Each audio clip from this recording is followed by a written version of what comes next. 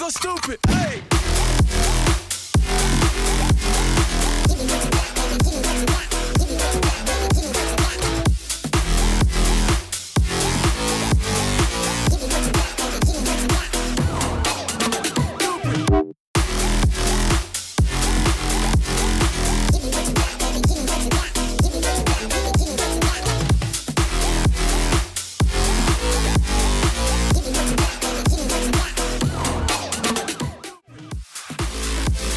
Wonderful evening, everybody. We are here today with a banger of a match and an important one. And of course, it's not just me today. I am so glad that I got the invite from the amazing Foxnyr, and he will tell you a little bit more what today's game, Foxnyr Fenrir versus Upper 5, is all about. Yeah, so warm welcome from me as well. I hope you guys are all doing great. It's Friday evening, so it's weekend time. You know, we're all happy. No more work, or I mean, at least for the normal during the week working people, or not normal. I don't know. You know what I mean. For people that work during the weekend, don't have to work in the weekend. Did you just judge the people, bro? Sorry for the people who work in the weekend. You know what I mean. For most people, it's weekend. So basically, Upper 5 Flying Kittens was the last opponent I think we played against, if I'm not mistaken. We played 1-1 against them, which was also the reason why there is now a tiebreaker. If we would have 2-0'd them, there would not have been a tiebreaker. If we would have lost 0-2, the other way around. So basically, we're playing for the tiebreaker for the playoffs to Division 3, in this case. It's a best of 3, also banger, so it's not like usual 2 games, because you have to have a winner, right? You cannot have a draw. So it's best of 3, which is also really, really cool. And yeah, so I'm looking forward to a pretty even match. And for both teams, one of these 2 teams will play their final games of the split today. Oh man, it has been such a long journey.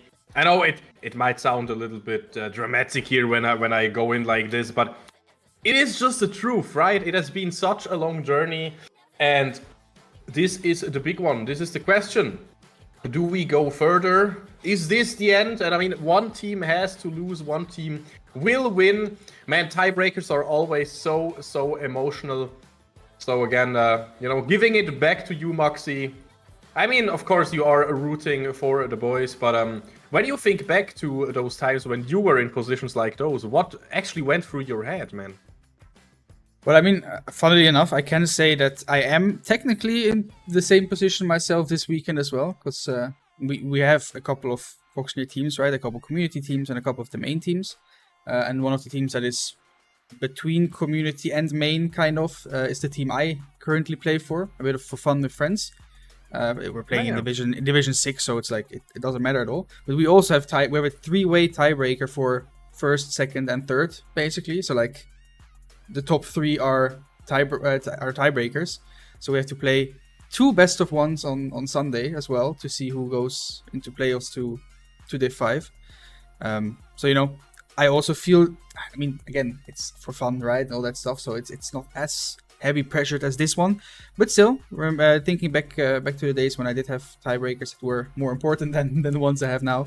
Yeah, it's always a bit stressful, especially since you just played against these people. So it's not like, we played against them at the start of the split. So we literally just came out playing against them.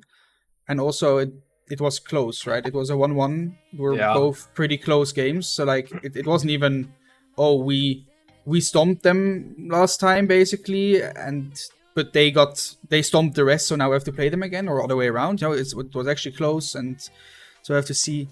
There's not a clear favorite, as you said. Of course, I am rooting for my own boys. And also, don't forget, the main team also has to play tiebreaker, so it's actually like all teams are playing tiebreakers. Sunday, by the way. On Sunday, exactly. On Sunday. So, 3 Foxnyr teams have to play tiebreaker, which is also... It's exciting, because, more content and more things to watch, which I never mind, personally. But, as the running gag here is already, there's one thing that cannot handle all these games, and that's usually my nails, so... and my fingers. So let's hope they can stay alive for these games at least, while we wait for everyone to join.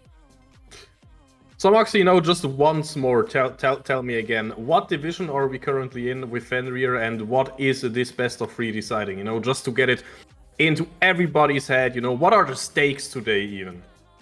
Yeah, so we're talking about Division 4.3 to be precise. And it's currently a tiebreaker for second place. So first place is Lausanne Esports, so fellow Swiss org, who are in first place with a scoreline of 11-3. And Foxnyr, Fenrir, and Upper 5 Flying Kittens have a scoreline of 9-5. It was actually one of the closest groups, like with the team as well. We went through all the other Div 4s, right? And usually there are always like two teams that are pretty high up, or you have to have like 2 losses, 3 losses to get into playoffs. And our group was the only one where two teams who have 5 losses are battling for second, basically. Because the fourth place team has 6 losses, the fifth place team has 7 losses. All 3 last place teams have 10 losses. So it's like the group was really close. Like the lowest score is 4 and 10. And it's the last 3 teams. So it's not even like one team was doing bad, one is doing great. Even Lausanne had 3 losses. One of them, I think, was against us if I'm not mistaken. We drew against them as well. So like it was a really, really close group. And yeah, now it's, we're all playing for that final chicken dinner. I don't know why chicken dinner was the first thing that came to mind. We're all playing for that. We're all playing for that final little push to get us over the border to potentially contest a maybe second Div 3 spot for next split, for the winter split. So yeah, the possibility is there to get into Division 3. And Fenrir, we both know it, they are not even the main team. They are not getting as much resources and are, let's say it a bit more for fun. You know what I mean? Those are serious players, but they are not taking all their free time they have to just invest into this. So if they get Division 3, man, that is a statement indeed. Who knows? Maybe it sparks a bit of interest to say, hey, without even trying too much, we are pretty good. What if we started trying really hard? Oh, that would be pretty damn nice. But yeah, right now, we are again waiting a little bit for the players to get ready. We know about the side selection already, though. Yeah, I actually thought it would be Upper 5 Flying Kittens on the blue side, as they do have side selection, from Prime League. And usually teams go for blue side. But I guess I have to change my layout now because I prepared everything for blue side Upper 5. Let's change everything real quick here. We are going to be Fenrir on the blue side, while Upper 5 Flying Kittens will be on the red side.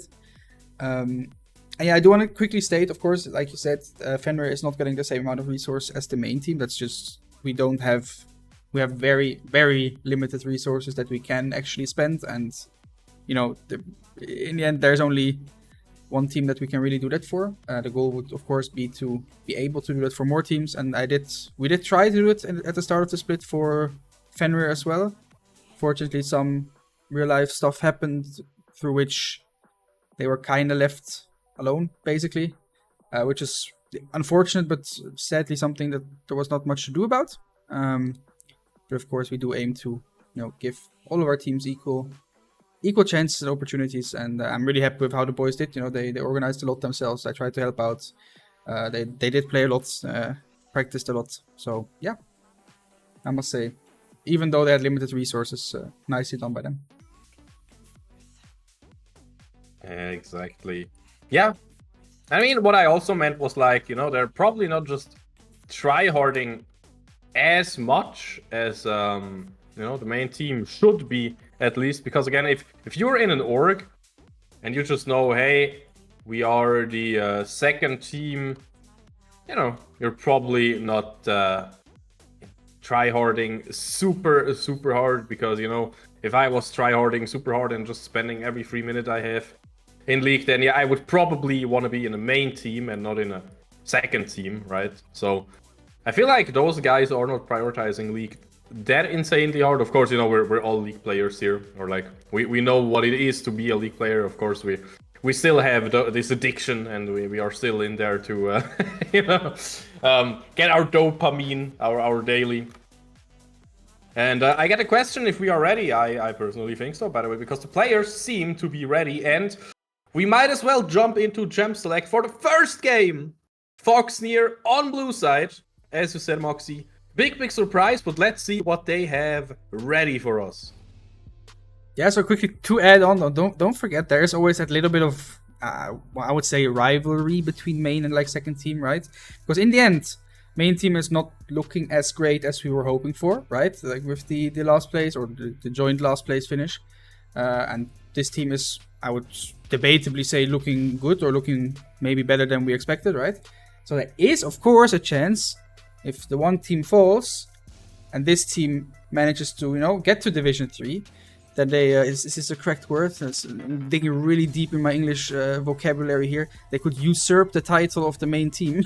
To the medieval times, I think usurp is the correct word. I am not sure though. But basically, they could become the new the new main team. So there's kind of something to play for here as well.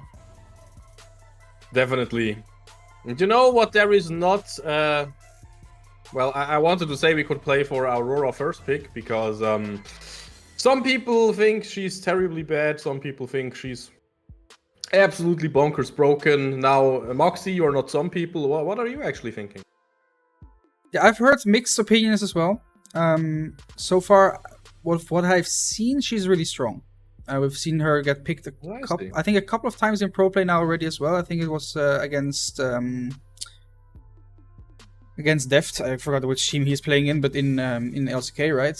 And oh, cool. I was watching Kadro's like stream of it, like his co-stream, right? And he also said like there's just nothing you can do against it. She walks around invisible, and then she just ults the AD carry that's chilling in the mid lane farming, and the AD carry is dead. Like that's it. There's like no counterplay because you just get ulted on, and if you don't have flash, you're doomed. So I think it is like every assassin, no? It's like but it's like an assassin, exactly. But it's an assassin that's also at the same time a bit safer, and the mage, right? Because usually assassins have to go in, and getting out is true. The harder part, and she goes semi in and gets out. Like it's weird to explain, but yeah, it's she looked pretty strong. Yeah, I see what you mean. But let's talk about this game instead of about. I just wanted to know if you think it is a good ban. I feel like we would have first picked her if she was not banned. So you agree on the ban? We can settle on that. I think we would have first picked. I'm not sure, but I'm happy with the Ezreal first pick though. I think Ezreal is still really strong. Also, of course, a really strong flex pick between mid lane and the AD carry. And if you're crazy and you're called Max, you can play it support as well, but let's not go too deep into that. And we do have a little Jarvan. I personally like Jarvan a lot. I haven't seen him that much recently, of all the AP junglers coming back, and then some people played something like Sejuani, a little bit more of a, assisting jungler. So I'm happy to see something like the Jarvan. Of course, Jarvan is also an assisting jungler, but he can take stuff a little bit more into his own hands. And Poppy will come out on the other side. Poppy, of course, a really good counter into the Jarvan. Not as good into the Ezreal, but good into Jarvan and Leona. So potentially Poppy support, but we'll have to see where they choose to send this Poppy. The good old Poppy R3. Okay, yeah, we have a draft on our hand. You mentioned it. Of course, I need to talk about this real quick. Lee Sin versus Jarvan. What is this? This could be something that we've seen at every possible stage League of Legends, but not the current one. So, yet there we are. And now the Poppy, has to be a top laner, right? Or are you actually... of course, you would be considering Poppy on support, but do you think it's actually good into the Leona Ezreal here? If you consider Ashe and Poppy as a bot laner and Ashe not on support? Or where would you flex that stuff? I would not put Ashe support here. I think it's kind of horrible for Ashe support to play this lane. I think Poppy would actually be pretty decent, because kind of no matter what you have, getting onto Ezreal is always annoying and hard, right? It's not the easiest thing. And with the Ashe, even like the pairing with Ashe is really good, because like let's say Leona goes in, right? You can like block her from going in, so she gets like bonked off you. And then she's stuck there. She's stuck in that position. She just gets slowed by the Ashe auto attacks, and then she's kind of doomed. I'm actually going to see a victor here. I haven't seen the champion in a while. I don't know if your what is this? Surprise reaction was because of that or not, but... Yeah, but okay, I'm imagining all the special stuff here. I'm thinking about, the AP junglers right now. I'm thinking about weird flexes everywhere, like literally everywhere. And this just looks like a normal game of League of Legends. Like, what did Actually, they handshake? What did they actually? What? Like what? yeah, It's a normal League of Legends game. I it love kind of it. feels like most of the champions, most of the meta was just, not all again, but most of the meta was kind of just thrown out of the table. We have the Ezreal Leona, they're really, they get picked a lot. You have the Ashe, who is also kind of favorable usually. Even the Ziggs is sometimes seen more, but the rest is just like Lee Sin, Jarvan. You hardly see ever, and the Poppy only in really special case. Something like Mickey X likes to play it, right, in special occasions. But the rest is all like kind of going a little bit off meta, which I like. Gives us a little bit something new to, or old/new to watch, basically. Going back a little bit. Yeah, right. So yeah, I like it. I'm so amazed. I'm so amazed here. It's a Jarvan versus Lee Sin. It has been. I don't know. I've played more support Shen and weird AP stuff. The Zyra. Remember the Morgana, the brand right now. All those things, and everything is open, and yet we see Jarvan and Lee Sin. I just love it. Look at the mid lane. Two classic oh, no, never mind. No. Is this Ezreal mid lane, my friend? And what is Ezreal mid lane doing against the Victor here?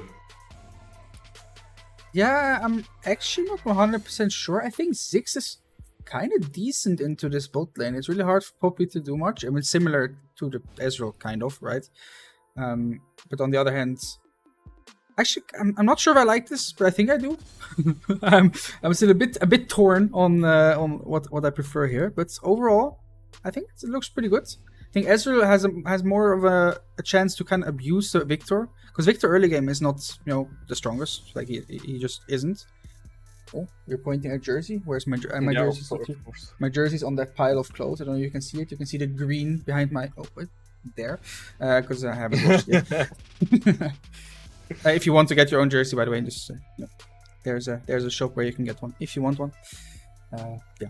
But yeah, back to Ezreal. Again, I think Ezreal is pretty good in mid lane here, because you can kind of abuse the Victor more with Ezreal compared to the Ziggs. Of course, you have no setup, right? So it's all left to Jarvan. But I think it's really hard for Victor to trade with Ezreal here until he gets his first upgrade, where he can get the shield with his Q, right? Before that, Ezreal should kind of be really, really free to, most likely he will have pressed the attack, I'm guessing. So you can kind of just proc that, hit a Q, auto attack, or E in auto attack, and then walk out again, basically. So it seems like a really hard matchup for Victor early game. I like that adaptation personally. Now we just have to see how the Ziggs bot lane does. And for the rest, I don't know if you can tell us a little bit more about the more old school Jarvan versus Lee Sin matchup, because I have no idea. I mean, they will be ganking. They will not be pentakilling everything like some, Zyra brand champions that always have the highest damage number. But I love how in the chat it was already, from Warlick's, a bit of discussion. Okay, what are the win cons here? Upper 5 Lexa engage, yes, but they have a really, really good, strong flank options here.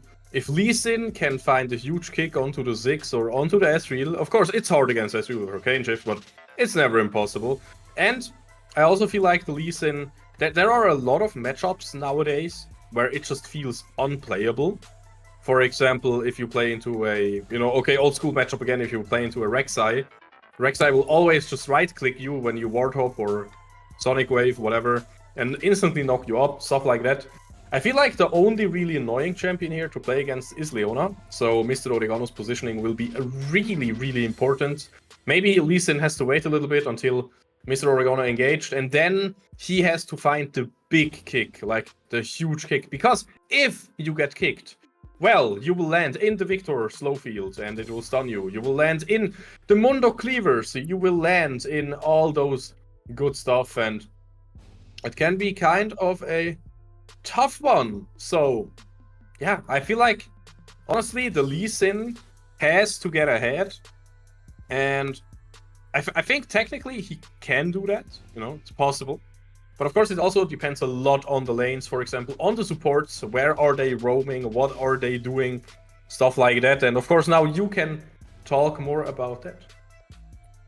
Yeah, I actually think it's really hard for Lee Sin to play this game. Like you said, the only real annoying one is Leona. I agree on that part. But on the other hand, like, finding a good kick on Ezreal is already hard.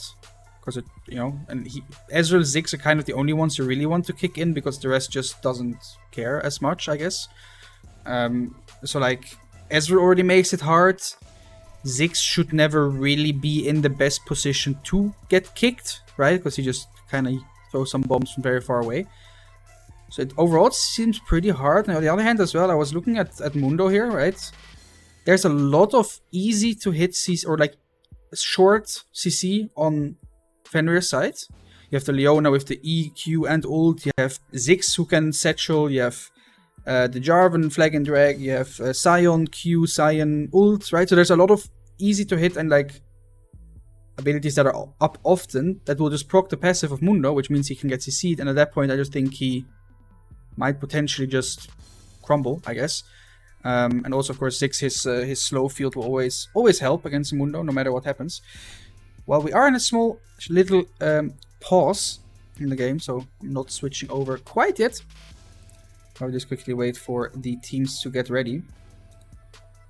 But compared to last time, at least the game worked this time. I'm happy about that one. I don't know if you saw. I don't know if you saw. Wait, were you with it? No, you weren't with me, right? I was solo casting. Yeah, last time the client, once again, surprise, didn't work. But for the players, it didn't work either. So I got kicked out of spectate, and I was like, oh, bro, now I can probably not, rejoin the spectate because you got kicked out. And somehow I was allowed to rejoin, and then I came into the spectate game, and the game was still paused, like 5 minutes in, basically, because one of the players couldn't connect, and then a lot of drama. But this time it seems to work, or at least we are in a pause, so maybe it's not working. But the pause got stopped, so I would say let's head over to the in-game thing. Well, I should have once I've actually swapped the teams around here. There we go. Right, let's head over to game number 1. Ladies and gentlemen, and everybody in the chat, everybody having a great Friday evening. It is Fenrir versus Upper 5 Flying Kittens. We are here in a tiebreaker in Division 4.3. We are playing for the second spot. We want to get into the playoffs, and we want to make the dream come true and get into the 3rd division. But of course, Upper 5 wants to do the exact same. So this is the first battle. This is the first dish, the first meal to actually get a taste of what will be on the Rift, what will be expected for the next 1 or even possibly 2 games. Yeah, I'm excited. I mean, of course, my competitive spirit. I haven't eaten yet today. I'm actually kind of hungry too, but my competitive spirit says, I want to see 3 games because exciting. On the other hand, my heart says I just want to win 2-0 and make sure that we do get into that playoffs position, right? So it is exciting. Again, last time these 2 teams faced off, it was a draw. I mean, it was a very close draw as well. It wasn't it's hard to say one-sided draw, but I think both games were just close. It wasn't I stomped game 1 and you stomped game 2. No, it was actually both games were pretty close. So excited to see this one. We are seeing that one, and well, Maxi, what are we actually seeing? Insomnia versus Qmaru in the jungle, and of course, we have to talk about them a little bit. We have talked a lot about the matchup so far, but again, it is not those farming junglers anymore. I mean, both can just farm up and try to hit level 6 because both level 6s are pretty strong, but their level 3 gank potential with the CC, with the quick gap close mechanisms, they are pretty strong. Meanwhile, on the mid lane, Barcode is almost finding the first blood at 2 minutes here. What? I mean, this is kind of what I meant, mid lane, right? The Ezreal is just allowed to force a little bit more into the Victor, which is something Ziggs cannot do. Like, he's just not able to. He can poke, right? Speaking of the poke, though, Lefton did manage to basically hit every Q on the minions and also hit Ashe, so Ashe needs to kind of look and quote-unquote work on her positioning in lane a little bit, because you don't want to eat every Ziggs that gets thrown to you. In the meantime, top lane also taking a lot of damage. Elias almost getting that charge Q. Unfortunately, just didn't get it. Yeah, but not the pressy attack for Ezreal, though. I'm not sure. Maybe with pressy attack, he would have actually maybe killed him or got the flash of Victor. I'm not sure. He's going to be the Conqueror. Conqueror, of course, allowing him to stay in the fight a little bit longer. Yeah. Overall, things going pretty chill. Both junglers just farming down. Jarvan ahead by one camp, of course, because Lee Sin did skip his Crux. I love how you said they're both farming down. You know, usually you say they're farming up, but of course you meant like on the map they're farming towards the bottom. You know, it's like you kill a camp and you lose 4 CS, man. This would be amazing. By the way, getting a first blood would also be amazing. And this is the second time on a lane already where it looks like we just win the early game trades. And, you know, it's weird that it happens twice already. But Insomnia, he is not thinking that it's weird. He's thinking gank opportunity, but so is Qmaro looking to get a counter gank here. Elias flashing away, and Insomnia's not greeting. They know that Jarvan can be somewhere around, so I actually like the Battle of the Wits here. Yeah, Elias flashing away from that cleaver, making sure he does not get slowed. Now Jarvan is actually in pretty deep. A bit of trouble. Qmaro in the 1 versus 2 here. Can he do something? The shield looking good. Trying to find a kill here. Flashing out of there. And nobody is following. Nobody is greeting. Because again, they are respecting each other so much. Barcode is moving up there and escorting his Jarvan out of the jungle. This is an insane early game already, but no kills. To be fair, Mundo could not really follow because he does have the ghost. He does not have flash. So like, there was no way for him to follow. Maybe he could have procced the ghost to like chase down the Jarvan a bit earlier. Yeah, Victor taking a lot of damage from his Ezreal. Moxie, I can tell you one thing. If I was the Lee Sin, I would have flashed over that wall 100 times. I would have probably died, but I would have gone for it. You know, that's the thing that I'm talking about. Yeah, I mean, probably same. I think, to be fair, I think he would have gotten the Jarvan. I'm not gonna lie. I think the Jarvan would have died. Maybe he died in return, but as you said, Lee Sin does have to come ahead early game. Like, he has to get a lead, right? So I think going for that flash there, trading your life for the first blood would have most likely been worth it. I'm not sure, but I think it would have been worth it. Honestly, he chooses, maybe, I don't know. Giving a kill to Barcode, imagine how tilted Shining Moon has to be when that happens, because he's already struggling, and all Barcode has so far is like a tier. So yeah, he has a bit more mana. Imagine if he gets a Sheen early or something that really makes him hurt in lane. Of course, he is only oppressive in the early levels. And by the way, I also want to talk about how usually Mundo is not too strong in the early game and usually gets bullied out, but Battley is pretty even in CS, so that's a W in my book for Battley up there. Yeah, it's working out so far. So I just had to quickly make a joke in chat, that's why I had to laugh. But everything for the rest is going fine. Lee Sin and Jarvan trading the objectives as usual. We're going for the grubbies, which I think is really, really good. You know, we have the Sion, and if there's one thing Sion likes to do is smack turrets. And you know, you can smack turrets even better with the grubbies.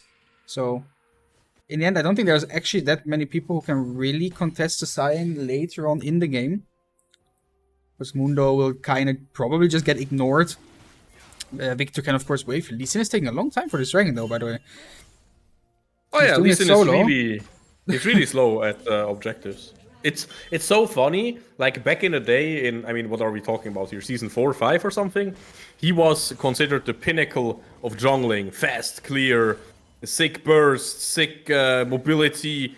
And now you look at him and it's like, oh well, he's alright. He's decent. His clear is a bit slow, but, you know, it's okay. Yeah. Qmaro using the time, though, the time, quote-unquote, wasted by Lee Sin, getting his whole top side, well, whole red buff and oh, actually mid lane? Mid lane, we see Elias jumping with the ult, getting the flash here. Shining Moon has to flash away. Insomnia hovering. checking the chickens, and as you said, Kiyomaru with the Cataclysm available, Insomnia, no kick just yet. So maybe Insomnia just have to give up the chickens. Of course, that is not the end of the world, but it's still annoying, and it is the start of maybe more camps that you lose. Oh no, wait a minute. Oh no, left on. Will he be the first blood here? Aggressive flashes forward. The Super Mega Death Bomb will not, Super Mega Inferno Bomb, excuse me, will not be enough here. And meanwhile, Barcode is looking for vengeance in the mid lane. Will miss a lot of skill shots there because, of course, you cannot hit them all. And can we please also have like a top lane fight to the death? Because, you know, while we're at it, might as well. Yeah. A lot of stuff happening right now. I mean, Kiyomaru took the time while Lee Sin, as we said, was doing a very, very slow Drake. Yeah. You know, got the whole topside jungle, including the chickens, and Lee Sin did manage to trade chickens back. But again, nice arrow from the Ashe there. I mean, it was, you know, you have to say, it hit the target she wanted to hit. Unfortunately, left on then got pushed into tower by Polak. Also nicely done by the Poppy there. No way to get out. And yeah, like I said, first blood, but you can see gold-wise, it's basically still that even. 200, 100 gold difference between the both teams. Of course, thanks to the CS lead in the jungle and a little bit of the CS lead in the mid lane, even though Victor is going to get a big wave here, so that one will close at least a little bit. The next objectives that will be spawning are important factors for me. Moxie, what do you think? If you were in the shoes of those two teams now, oh, never mind, give me a second. Kiyomaru looking for something on bot lane, instantly engaging with the Cataclysm here. Yes, you can hold your ground, Kolok, but you cannot save your ADC. And this means it is 1-1 in score now, it is even. And funny enough, look at the gold, it is also dead even. Wait a second, I'm writing. Okay, there we go. I mean, yeah, nice little gank. Of course, Ashe didn't have... Oh, the arrow is going to hit again! Oh, the arrow coming in again! Kolok using the W super early, but it doesn't even matter. Oregano will probably also not get out of their ward hop, getting used from Insomnia to just get closer. The minion was hit by the Q, and Mr. Oregano, he stuns! He's looking for something! And he will find two enemies with low HP. That has to be annoying. Actually, unlucky that he didn't go for the Poppy there, because he could have traded if he sees Poppy instead of going for the Lee Sin. Of course, the Q had to go on Lee Sin, like he had no choice there. But if he eats Poppy there, I think Poppy dies. A little bit of a, I would say, quote-unquote, misplay from Oregano there. Yeah, again, nice arrow. Nothing we can say about it. Now we have to see if Fenrir are able to secure the second batch of grubbies. Both supports are running up as fast as they can. Because, of course, like I said already, Cyan, you know, wants to smack the tower. You have Ziggs as well. You have a lot of tower damage overall. So getting that second batch of grubbies would be amazing. I have... oh I'm looking for Cyan here, but happening on top lane. Yeah, Elias forcing the ult for the ult trade here. And we are starting the grubby, so it seems like... 5. Yeah. Kolak is here, but not really, right? No, it seems to not go for it. So I had 6 grubbies for Fenrir. That was actually kind of funny, because I don't know if you saw where Mundo's passive flew. He got CC'd, and the passive proc just flew over the wall. It was like, damn it, I cannot take it anymore. And then... Elias! He just flashes in his face and punches him. Oh, and now the arrow again. But this time Kiyomaru is here and the zombie will awaken. Insomnia has to flash out here to not die. I mean, you know... Again, I am for Fenrir, of course, right? But I have to say, for me so far, MVP of this game is the Ashe by far. Some great arrows everywhere. Like, this was a cross-map arrow as well this time around. Not just a straight down bot lane arrow. Yeah, really, really nicely done by her so far. Let's see if she can keep those arrows hitting. Because, yeah, if she does, then it's going to be a rough one. It's going to be a rough one, boys. But, of course, nice 1v1 by the Cyan, though. Ole... I don't know, because if an Ashe ult would miss, it would probably not be caught on camera, you know? The autocam is probably very biased, so if the autocam is biased like that, then yeah. And Moxie, I have to ask you one question before the next fight emerges. Is it really skill if the arrow hits, or is it also a bit random sometimes? I mean, for me, those long-range arrows, like the one she just did, right, are usually, quote-unquote, a bit random. Just because it's just close to impossible to really say where someone is going. Of course, there is skill involved in kind of guessing where the player is going to be. So I think it's always a bit of a mix, but in the end, like, it's League.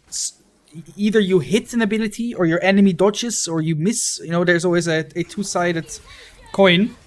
Okay, talking about two-sided, there are only 2 blue HP bars on bot lane, and there are 4 red HP bars on bot lane, so, you know, just do the math here. The blue HP bars disappear and they get eaten by the red HP bars. And by the way, in case you haven't known, the red HP bars belong to upper 5, so this is something that we do not really want to see, because now the dragon will go over to upper 5, and this will be their second dragon. To be fair, we did get the grubbies. We will get the mid laner here. Kiyomaru flashing out just for safety, but I don't even think he had to flash out here. But of course, he doesn't know where Poppy is, so, you know, still a respectable choice. Yeah, we managed to trade it back. Nice play by upper 5 to get the bot lane here. Another great arrow. I don't think she has missed one yet. I'm not 100% sure, but I don't think she has. In the end, it will be the second Drake going over to upper 5. But of course, we did get those 6 grubbies, so it's kind of the even trade. Herald will be coming up, or actually just came up. Kiyomaru and Oriano are in the vicinity. So this is likely going to be a Herald for Fenrir, which is of course pretty insane, as we do have the 6 grubbies. So if the Herald crashes into tower, it will be a big party in whenever tower gets hit there. So yeah, I think I'm happy with this position. Nice little trade kill in the mid lane as well, giving Ezreal a little bit of an advantage. Of course, Victor has his first item completed, while Ezreal is still a little bit behind, as he does have to, build tier first. So that's where his gold goes at the start. But he will be finishing his. I think it's gonna be Trinity Force. I'm guessing. I completely forgot what items are built from at this point. But yeah, let's see where Ezreal is gonna go for. Gold leads slightly in favor of upper 5, but, probably not as much as they would like to. Well, you know what they say. Just build all the items, get the spatula, and get all the stats. That's usually what Ezreal wants to do. So one way or the other, he will get some of everything. He's a little bit of Kaiser in that regard. And meanwhile, it is more time, to be exact, like 3 to 4 minutes for the next objectives to show up. Are there any certain power spikes or like objectives on the map that we are currently looking for until like the obvious objectives are spawning? Well, the first objective that I am going to look for, as it was requested in chat, is let's quickly see the grass stacks on the Scion. Can I see that? Can I see how much grass stacks he has? Do I press C? Does it work? Yeah, it does. Oh. Yes. Yep. There we go. Okay, he has hit it 8 times so far. And Scion is at 10 times use. 10 times. So a little bit better for the Scion, but by just a little bit. And yeah, the next objective is actually going to be this Victor.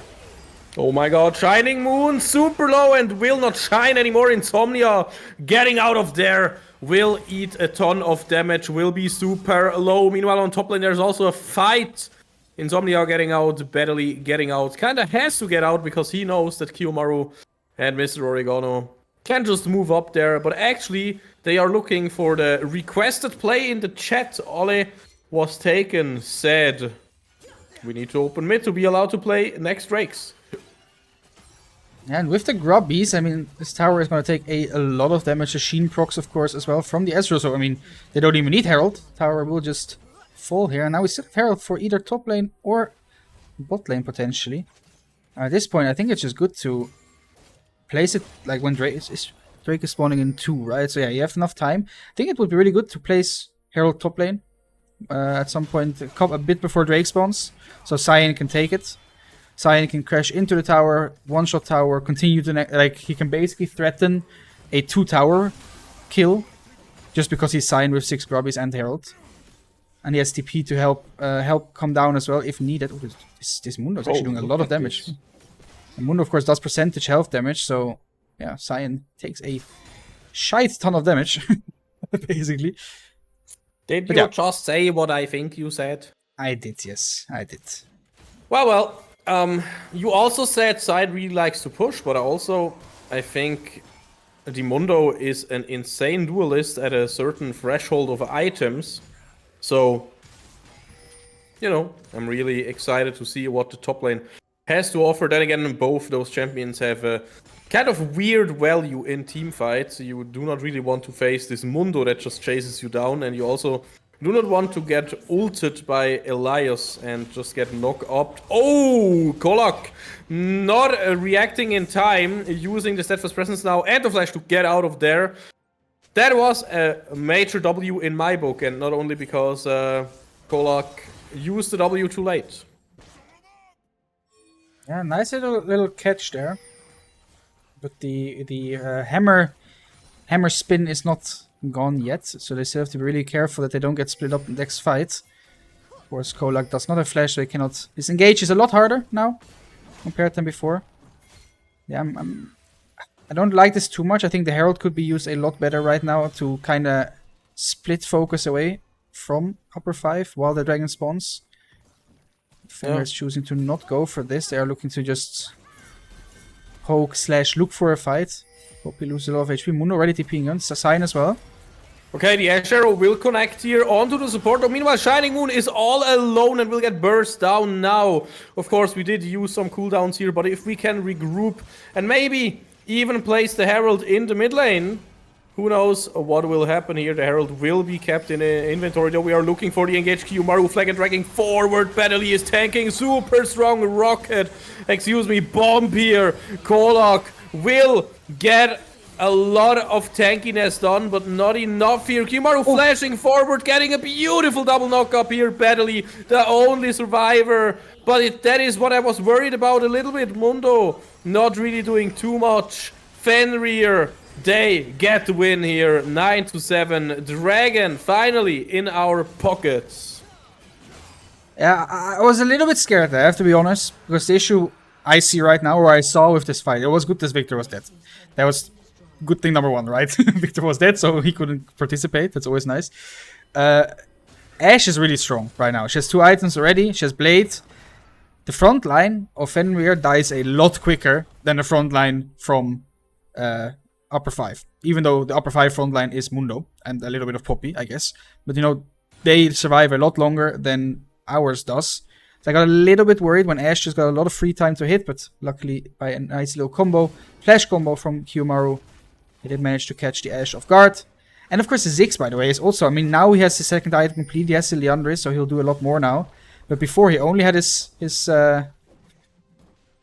shield Seraph's Embrace thingy, so he didn't really do that much, but luckily it was enough. And they managed to win the fight, and get the Drake, and get bot lane and top lane tower. So a lot of gold to the side of Fenrir. I love how we got to fight them on our terms a little bit. You know, look at this here. We're just looking for a bit of poke. We are looking for a bit of chip damage here and there. Now we are also looking for the ults here. And of course, Kolak cannot really do anything. He is just caught off guard. You cannot be at this choke point behind, behind the chickens. That's just a death sentence. Well played, though. Yeah, really, really nicely done. Nice little catch. Of course, Kolak still did not have flash from the last encounter. Oh, Leona actually hitting this. Ooh, falling forward. That's all we know from a Leona. Insomnia still has the cook. Will use it to get out. Will not even have to burn the flash. Meanwhile, Shining Moon is struggling to stay alive. The true shot barrage will not connect. That was such a close one. But Timo, aka Barcode, almost getting one. Also, I have a request here. Morellonomicon. Try me. It's easy. Play by play, by the way. You ended it with M, by the way. Morellonomicon.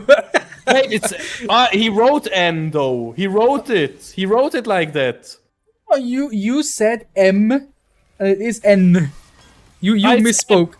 Dang it. It was close though. It was close. The first 2 were correct. The last one you ended on M. You suddenly were thinking websites. Meantime, top lane though.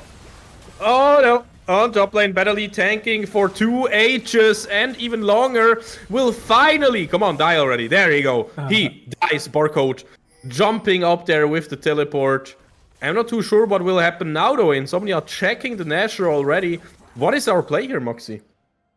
Personally, I would have gone for Baron here. Ziggs has TP, he can go back and TP back in. Cyan is getting close to getting TP up as well, so he could back. But it looks like we are going to try to defend this mid lane turret. Well, not try, we are going to defend this mid lane turret. Solar Flare, unfortunately, just misses the target. We are kind of base racing, quote unquote. Never mind, we stopped the race. You know, we're in the cart here.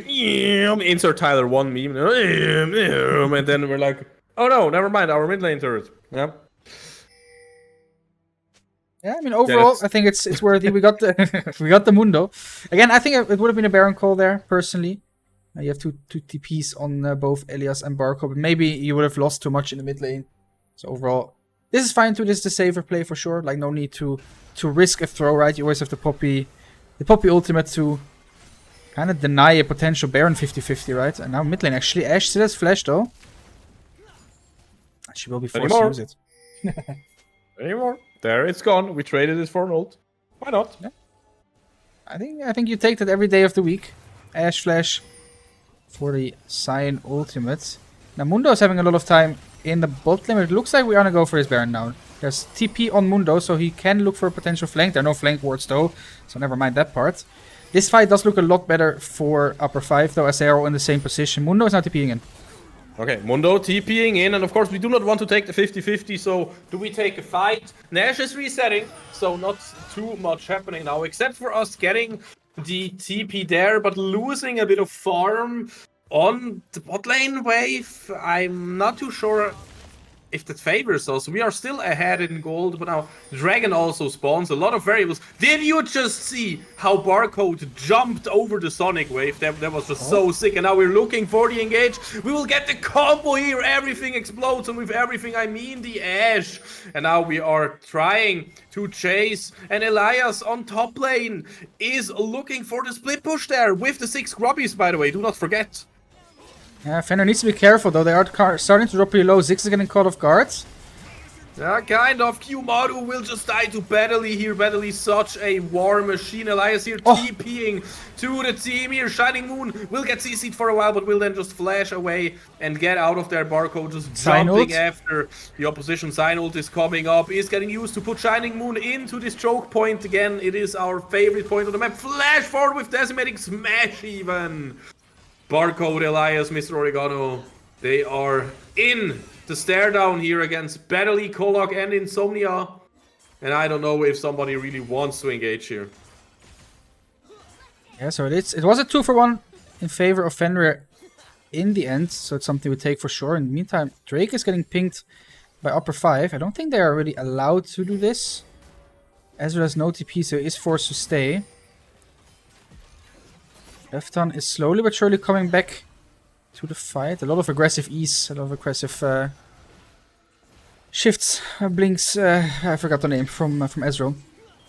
Okay, is here too. Yeah, okay, you know shifts. the weekend shifts. We go full circle now. We talked about the people that have to work on the weekend shifts, and now we are talking about Ezreal that is also taking a lot of aggressive shifts, you know, so he kind of wants to aggressively go to work on weekends and on night shifts, and then he wants to get the payout. That is basically how Barcode is playing right now, but, you know, obvious jokes aside, huge shout-outs to Barcode here. I think he's playing so good.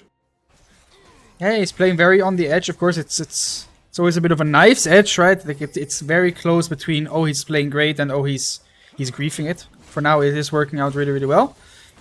There's no depth. So heads off, yeah, heads off to him. And now we have to see how Fenrir are able to kind of force this Nash down, because they do need it to get any progress done. The only way they can get progress done without Nash is when Cyan somehow gets free time on a turret. I think top lane turret is low. There's a potential Cyan ult into top lane turret there and, you know, free tower. Oh, he doesn't hit. Oh. Insomnia though? Oh, I will just jump away there. Of course, we try to get something. We did get Shining Moon's TP. That is something indeed. Now, my eyes are glued onto the mid lane, by the way. Who gets to push there first, and then whoever wants to can just start a Nash. And Nash starts for Fenrir is really, really hard. Oh, by the way. Yeah. What is that, man? What? This guy scares me. Okay, I'm sorry for interrupting, but what the hell? Oh, Battly might be out of position here. He is not in reach of his team, but can we kill him in time? Battly on Half-Life now. Battly on a quarter. Battly, finally that arrow will connect, but it will not do anything.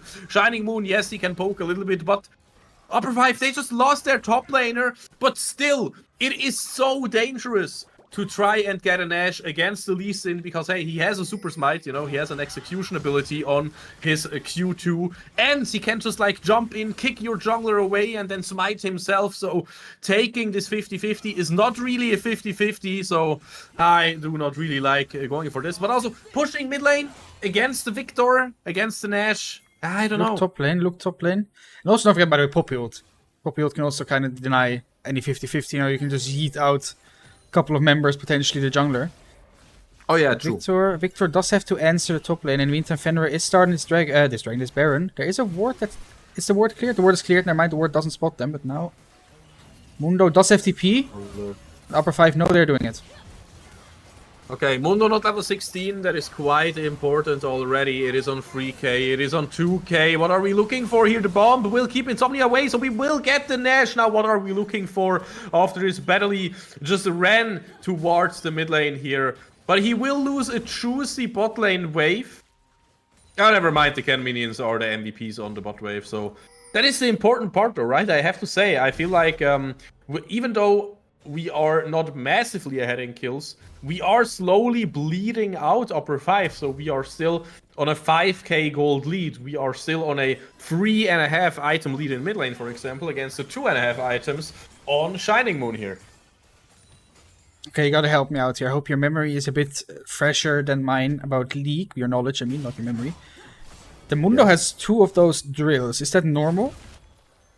It's just a normal component, like you could get, I don't know, Caulfield's Warhammer, as you can get 2 of those if you want to. Okay. It's just some HP and some AD, so why not? And Insomnia, forced to flash here. Also Sign using the ult to just quickly rotate to his team. And funnily enough, you know the quote, Moxie, Mundo goes where he pleases. But man, Foxnyr, they make it look impossible for Battly to really follow the quote.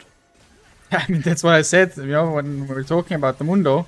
There's a lot of quick, you know, easy CC from Fenrir. So once that passive gets procced, there's just Cyan ult comes in. You get hit by the Cyan Q, Leona, you can't move, basically. Oh, on bot lane, it is time to siege. It is the medieval times here. And the trebuchets are in position. And they are basically called Minion with Nash buff. They are called Ziggs with the bombs, you know, throwing his molten lava rocks here. And then also Barcode. It looks like he's almost but do not be fooled here.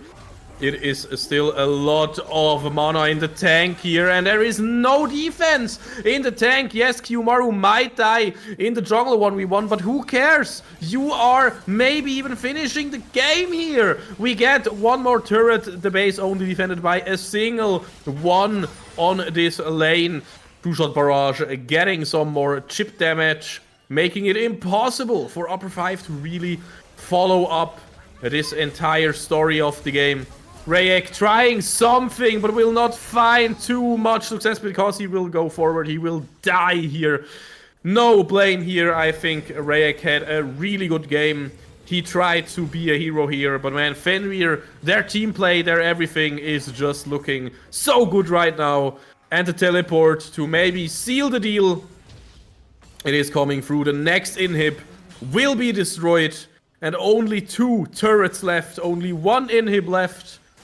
And the next dragon should be ours to take. There will be another Mountain Drake. That's maybe 3 Mountain Drakes in a row for Fenrir. A lot of extra resistances there. Something the at least the Cyan, and I mean Leona as well. Cyan and Leona both will enjoy quite hard. But yeah, like you said, game team plays a lot better. And like Chet is also saying, that was the definition of desperation right there from the Ashe, you know, trying to go for the play. Luckily enough, I mean, she would have gotten Ziggs if Ezreal doesn't flash Q there, I think, personally. So, luckily enough, Barcode wanted to save Leftan's life. Goes for the flash Q. Made sure that he does manage to live. Baron, of course, now is gone. So pushing will be a lot harder again against the Victor, right? He can just wave clear it. Even the Ashe with the Hurricane can clear minions pretty quickly. If she gets the chance to hit. So potentially we'll just see a little bit of a chill moment, a little bit of a draw, you know, a bit of what you call those death stares in the cowboy, where they stand across from each other and don't do anything until someone draws the pistol. I know what it's called, but you know what I mean. You know, that high noon moment, basically. Until the Baron spawns. Or Fenrir might just force it in. It's high noon. That's what everybody was thinking right here. Yeah, true. It's basically when you have two McCrees that are just trying to left-click each other because the stun grenade is not a thing anymore, I think, in Overwatch 2, and they are not hitting anything. That's basically, yeah, what might be happening. But the problem is our McCrees are hitting stuff. We are getting the engage. We are exploding the Ashe. We are trying to get some more, and nobody is dying on our side. But Battly, Rayek, and Kolok all dead in the base, not in the game anymore for 40 seconds. And that is way too long. This is the first win here in this tiebreaker for Foxnyr, and it is looking good so far. But of course, we need one more. One more indeed. First win, they drew the trigger, they drew their pistols faster than I expected. I expected another chill moment until the Baron start, but nice little punish by Q-Maru there, because Ashe, of course, did have that desperation flash in, so no flash on the Ashe, which is a rhyme. Means she cannot get out of the Jarvan Cataclysm. So game number 1 does go over to Fenrir of the best of 3. So potentially 1 to 2 more games. You know, at least that one game is secured for now. We are going to head into a small little break, though. We'll be back in about 3, 4, 5 minutes, plus minus, for the second draft. And don't go anywhere. Grab yourself, or go to the kitchen, I guess. Grab yourself something to drink, but don't go too far away so you can come back. We'll see you guys in a little bit.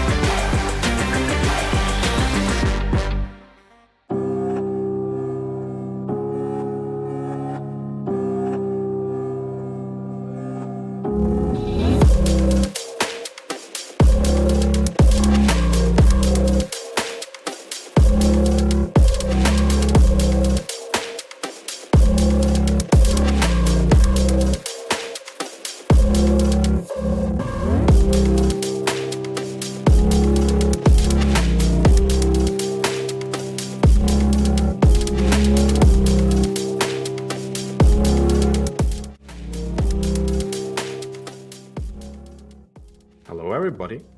It is us, your favorite caster duo for the Fenrir squad, for the all the Foxnyr squads. Come on, who are better? You said those guys. I don't even know, man. Who's Captain Flowers? I'm way better, honestly. You gotta. Eminem has been real quiet once I started double timing and stuff like that. That's like. Okay, enough trash talk. We get it, guys. We are going in a confident manner into the second game. We have this beautiful one over there. Wait, where is it? You see it there? There's that one. Because we have won the first game. And that's why there's a one. And by the way, we are on the blue side again. And now Moxie. What does that mean? What the blue side doing here? I mean, this time Fenrir was allowed to choose compared to game number 1, and as blue side worked, you usually stay with what works. And you can already see the little adaptation by Upper 5. They are banning the Ezreal this time around. They don't want to play against that champion again, which I fully understand. Again, really, really strong in the current meta, especially as it is it's a very strong flex pick. As you could see, the Victor could basically not really deal with it. So, understandable adaptation, and we have to see what Fenrir chooses to first pick this time around. And the Jarvan ban actually also taken away. I can't remember what they banned game 1, what the first 2 bans were. Don't know if you can remember, but they swapped 2 bans at least for the Ezreal and Jarvan. So something is left open that can be picked now. I think Thresh was one of them, if I'm not mistaken. I can remember. I can't remember seeing it, but I can remember hearing the ban quote from Thresh. He says, Whoa. Okay. Misfortune. First pick. Is that the poison? I mean, first pick surprises me a little bit, I have to be honest here. Overall, it's a really strong ADC right now, so also it makes sense. It just surprised me a little bit for the first pick. I don't think I would have first picked Misfortune, but we do like it, personally. Of course, if we can get the matchup with the Leona as well again. Or actually, Pyke. Leona is okay into Pyke. So it is actually Leona angle here again. One of the favorite duos with the Misfortune, of course. So maybe we'll see the Leona get picked here again. And then we just need another good jungler. Well, we are. What? Okay, does this come through? Okay, no, I don't. Okay, Misfortune first pick, sure, that is well. But then Warwick. I mean, don't get me wrong. Warwick is a cool and fun champion, but he's not really, good in this. He's not good. Okay, I said it. I'm sorry. I'm sorry to all the fans. He's not a good jungler right now. He's a better top laner though. You can follow TPs with a proper timed Q. Fun fact. Yeah, true. Like you can do it with the Akali E as well, if I'm not mistaken. This time around, we are gonna go for the Poppy ourselves. Can be top lane, can be. I want to say can be jungle, but then you have to send Lilia top lane, so rough. But can be top lane, can be support. I think it's decent into the Pyke.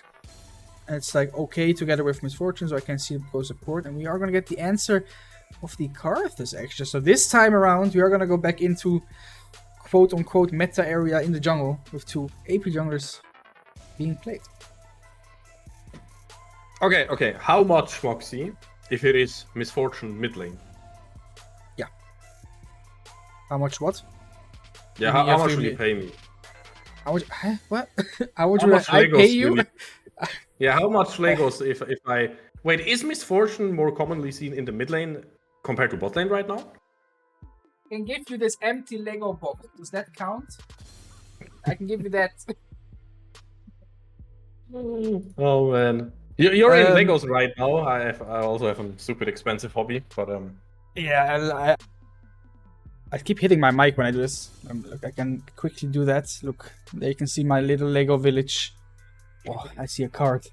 I like to collect. Magic, right? Not collecting is my new hobby. Okay, enough. Enough PMs. Oxy, what's the figure in the middle of the shelf? Are we talking about this one? Big one here? Legos are always worth it. True.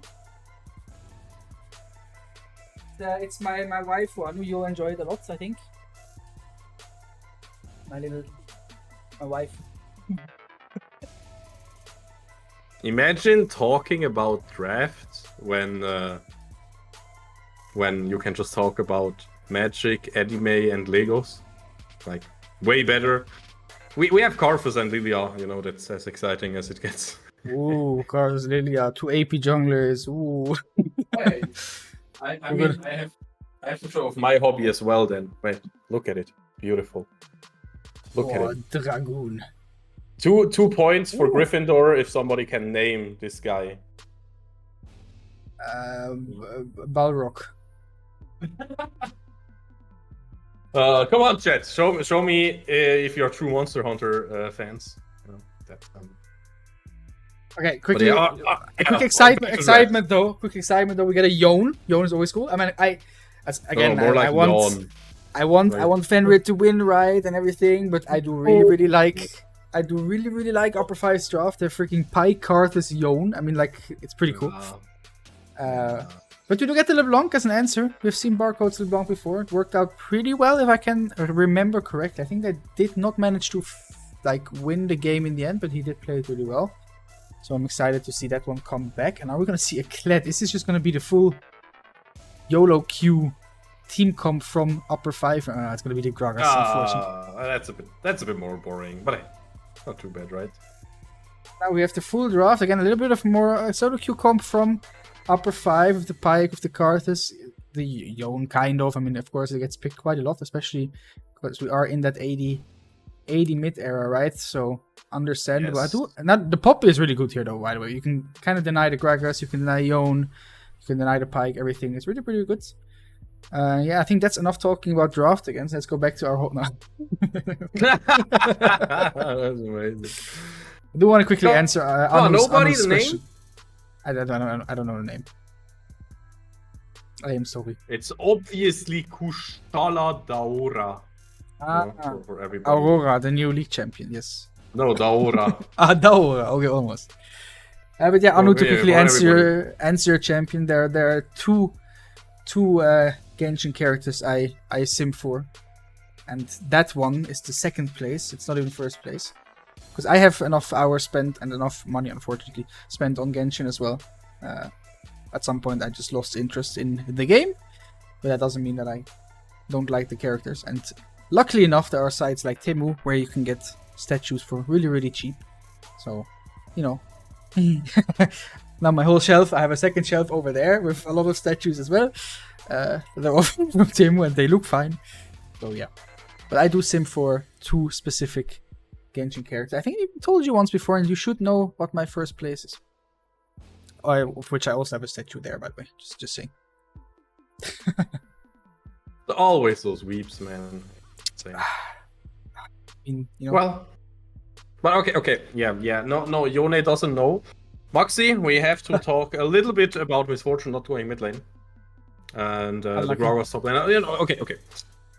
Let's just give us the holy classic grail. What team wants to do stuff in the early to mid game, and what team wants to just, you know, scale up, hit 2-3 items, and then outscales the enemy team? Any obvious answers here? It's actually quite hard, because I think for early game, Upper 5 have pretty conflicting team comp. Because both Yone and bot lane want to do stuff, as in they want to fight, they want to trade, they want to, you know, find kills basically, while the Karthus just wants to farm. That's all he wants to do. He wants to farm, at some point press R and hope that he gets a kill, and then can snowball from that point on basically. But on the other hand, you have the Ash Pike who want to really fight early game. Even they get answered by Misfortune Poppy, who are also really, really strong early game. Like, Poppy base damage is so freaking high. Poppy does a lot of base damage. If Pike dashes in, or like goes in and Poppy finds a good stun on him, he's gone. Like, MF and Poppy just one-shot him. Absolutely. So it's a bit conflicting for me for Upper 5. On the other hand, Lilia is a little bit, quote-unquote, better, I would say, than Karthus at also ganking. She also really wants to power farm, right? But she can gank better. And I just think the champions on Fenrir side are a little bit safer. You know, you have the LeBlanc can jump out. His Fortune is a bit faster than the Ashe, of course. If she gets slowed, then she's slower heal. But you know what I mean. So yeah, it's a little bit hard for me to say, but I would say early game wise, upper 5 can do stuff, but it has to come from the lanes, basically. So it has to be a 2v2 outplay, for example, or 1v1 outplay in mid lane, something like that. And on the other hand, I think Fenrir have a little bit more of a, how do you say it, potential to play as a team. What I do have to comment on real quick before we get into game, as we are loading in, is Oregano actually has heal on the Poppy, which I don't like. But you don't like it? Okay, like why it. is that? I'll tell you once we are over in game. Number 2. Well, that's where I am, by the way. Are you also on live? Or are you? I am, yes. I mean... Oh, you're not on live. You have to hit the plus. I have to press plus. Yes. Time control. Oh, no. Oh, I misclick. We go here. Professional, by the way. Whoop, whoop, whoop. Okay, nothing happened. Professional, by the way. There yeah, nothing happening here in the early game. Guys, it is the second game here. It is Foxnyr again on blue side. And it is going to be upper 5 on the, upper side again. And it is Elias to, be caught out a little bit, but he keeps his cool. He skills W just to make sure to also, get out of here, but also start stacking really early. Badly, you want to, oh my god, Badly, this deserves an early gank, I think. Yeah, that was just toxic. Not gonna lie. Also, a little bit of a greedy backport from Elias. He wanted to be back as quick as possible, which I understand, but did not pay off in the end. And I have to agree with Ali. As he said in the chat, it's really hard to see just from draft who has the advantage or who do we think will win. It's also kind of what I said. It's hard to predict for now. It kind of depends on how the lanes play, in my opinion. And I think a lot will also depend on bot lane. And yeah, I don't like the heal. Okay, so any lanes where you think the early magic will happen, where you think we will see some really tough fights in the early game already? It has to be bot lane. I mean, there's a possibility that either of the top laners just kind of grief it and die randomly. That's a possibility. I think when magic will happen or like really exciting stuff will happen, it will be in the bot lane.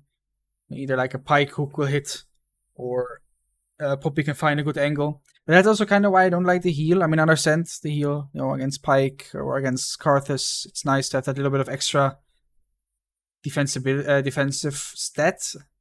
That's also kind of where I see that Oregano is more of a enchanter player than an engage player. Because, I don't know, you just don't go heal on a hard engage champ, in my opinion, usually.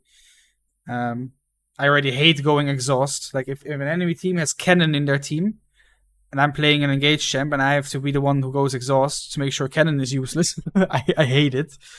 Because you lose so much pressure, so much prio when you don't have that ignite. If Poppy finds a good stun here onto Pike, like I already said, you can deny his dash out with your W. You have a lot of base damage together with MF, and then having the ignite as well usually just secures a kill. You kind of lack that now, so yeah, that's the reason why I personally don't really like the heal on something like Poppy. Well. Not too much happening in the early game so far. I think maybe the heal is a tech against the Pike, because when he ults, he doesn't get to execute or something. Yep. But yeah, it's, it is what it is. We have to Poppy on the heal. Maybe it was also to just match the Aftershock, so our layout looks just as fancy as it can. And both junglers, they are doing exactly what I expected them to do, and that is power for Marino. And it's kind of boring, but it is what those two junglers want to do. Yeah, both trading a Scuttle Crab a piece as well. One gets the top lane crab, the other one gets the bot lane crab. Things going the way we expect it to go. And quickly to also answer chat, I do think upper 5 has to have a little bit of an advantage for the late game, for sure, in my opinion. I think the Young Karthus are just really, really strong. And also a little bit of a hint on the Hail of Blades, of course, that comes from Mickey X, who recently played it I played Poppy with Hail of Blades. I don't think Hail of Blades this game is really, really good. Just because the chances of you being allowed to hit a lot against these champs is kind of hard. If you go in, Pyke usually will get out if he plays it correctly. He will get out. If he doesn't just instantly die, I guess. And Ashe kind of slows you, and then you cannot get in range. Hail of Blades is only good when you can really, really follow up, in my opinion. So if you play against something like a Nautilus or, another tank. But yeah, that's my opinion. I think Aftershock this game against these champions is a lot better. But yeah, of course, it's always personal preference, just like the heal. And Qmaru is such a cutie. That's also true. Wait, who is a cutie? Qmaru. Or Lilia. Well, I mean, yeah. I have to obviously agree on that. Exactly. So, top lane is suddenly looking pretty good. So, I feel like you cannot ever really lose lane as Gragas, but man, Battley is looking dangerously low right now. Oh, the Fate Seal will not hit there, and Barcode is looking for the first blood. We get it. Let's go, Barcode. Looking so strong again. He doesn't need Ezreal to find this amazing first blood. That was very, very clean. That's also what I kind of meant with the Yone. He wants to do stuff early game. That's why I don't personally like the Yone pairing with the Karthus. Of course, it's good because AP 80, right? That part is good, but I just don't like it because it's just so opposite of what these two champs want to do. It's overall, it's really weird for me because Corki, for example, I get Corki to Strana at the start, right? Both champions who were played with the AP junglers, and they are both fine with kind of chilling. I think Tristana wants to do a little bit more than Corki. But once you start like digging deep for 80 champions only because you have an AP jungler, something like the Yone, right? I just don't like it. Because you kind of ruin the whole aspect of what the champ wants to do. If someone in chat can, by the way, clip that first blood, it's maybe nice to post. Hint, hint to random person in chat that can absolutely does have absolute access to our social media and stuff. Hint, hint. So yeah, for now, first blood goes over to Barcode, and we take those. Really nicely played there. Oh, amazing. Absolutely amazing. We do manage to also take the grubbies, and no Drake trade in this case. Of course, Lilia is pretty good in clearing grubbies, because you can kind of just hit all three of them with her Q, if I'm not mistaken.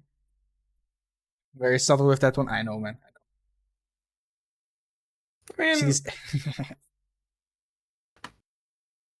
I mean, why not, right?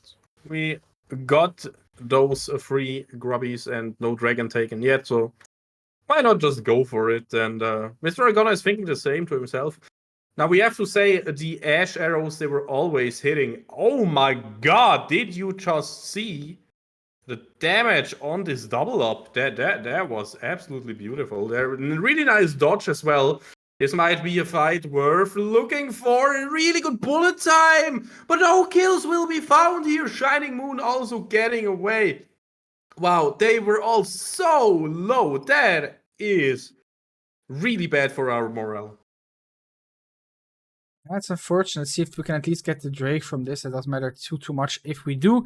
In the end, it is, quote unquote, just the Poppy who dies. It doesn't matter too much. And it looks like we will be able to get that Drake. So both neutral objectives. I'm stupid, man. I turned the sound off of League again. We had no sound all the time. God damn it. Well, basically, unlucky. Oh, wait, actually. Kolek being annoying. Oh, everything's fine. Nothing else happening. Just chilling. But yeah, overall we're fine. Trading that kill for the Inferno Drake. Doesn't matter too much. Now the game goes back into normal mode. Yeah. We're chilling again for a second. Stirping around there. But still, looking at this entire thing right now, am I correct to be a bit worried about the scaling now with the Yone and with the Karthus and with those Ashe rolls, or do you think it really shouldn't matter? No, I think you have the right to be worried. I think the one saving grace for late game, basically, is the Pike. I think he's really, really hard to execute late game. And to not be completely useless. So that's a positive thing, personally. But overall, I mean, late game should be a big win for upper 5 in this game. So we will have to snowball the game a little bit more. That's why it's good that we got both neutral objectives already. And of course, with the next set of Grobby spawning soon as well, we will have that potential side lane monster of a Cyan again, who did get a lot of turrets last game. Oh, now Kolak is looking for something. They are looking for something indeed. A lot of poke damage there. Looks like an insane trade, but the damage isn't there yet, and no ults used, so nobody dying just yet. The important thing I love in that trade, oh, actually, nice little jump there from. Oh, the camera doesn't know what to do. Finally, we are seeing the kill here with the bullet time. This time it was solely focused on only one person, but it was enough to kill the Pike. Pike usually super slippery, but this time he did not have any means to get out of there.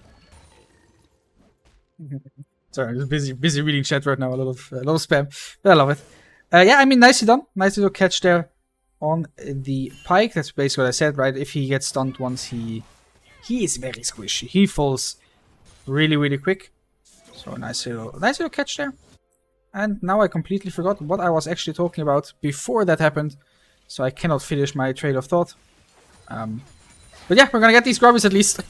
That's something good. It will be 6 grubbies again. You know, Cyan will be able to abuse that potential, get some more turrets this game around as well. To see if he's able to do that.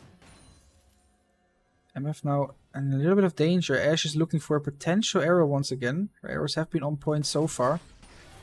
Meantime, Pike is standing on a ward, so we'll get a bullet to the face.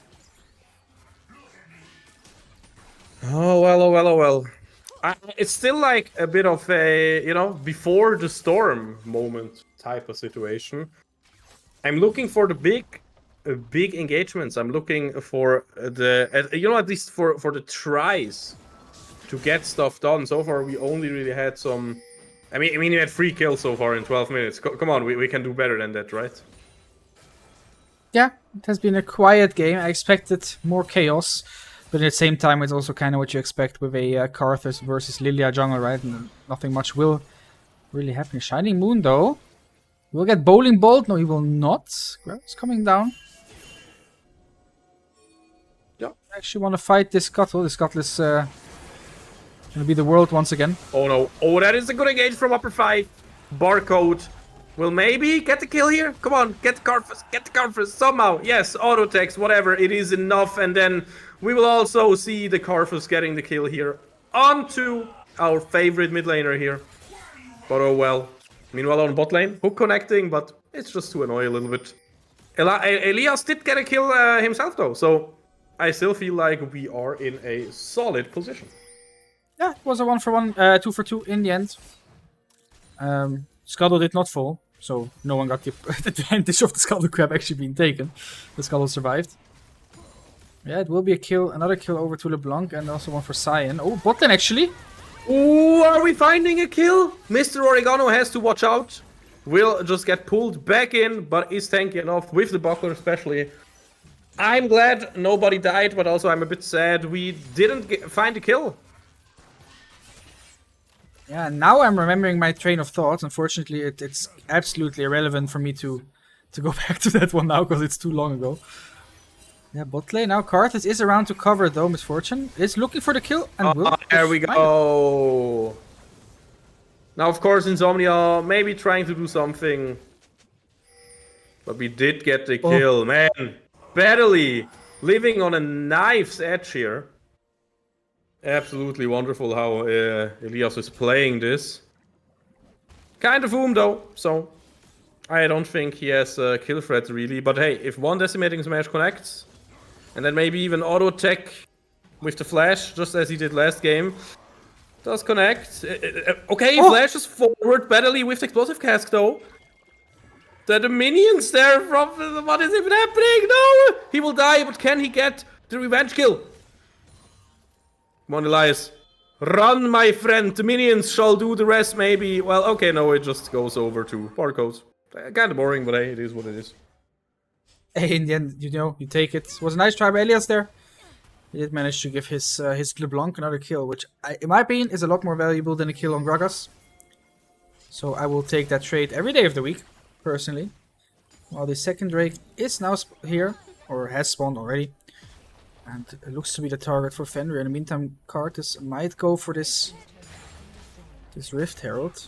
Even though I think it might be risky for him to go for the Herald. LeBlanc could move down, Sion is around too. Uh-oh. Left on, no flash. Yep, left on in a lot of trouble here. The squad is coming down though. Will find the kill there. Shut down. The Requiem also joining in there. Battley joining in there with the TP. So Mr. Oregano with the hammer will not connect here. So there is no shot left for him to survive this just somehow. And even though we did have a negative trade for us, the fight is still going on. Teleport in the mid lane. Barcode wants to show us how strong he is, forcing Shining Moon to flash away. Yeah, left on stepping up a little bit too far. No, it has to be a little more, has to pay a bit more respect against the Pike. Again, Pike Ash, if they start hitting you, it's really, really hard to get away. Just like it might be hard for Betty to get away, he will not get away. Ooh, okay, yeah. Nope. Battley, he drank a little bit too much and exploded in the process.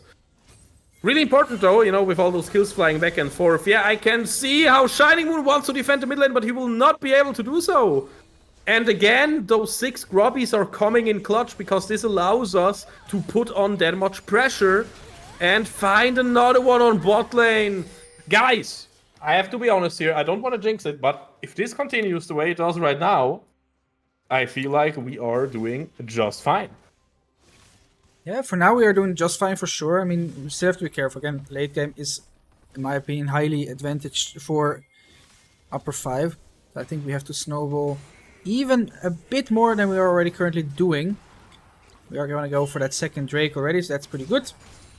The issue against a late game comp is you want to get the Drakes as quickly as possible, right?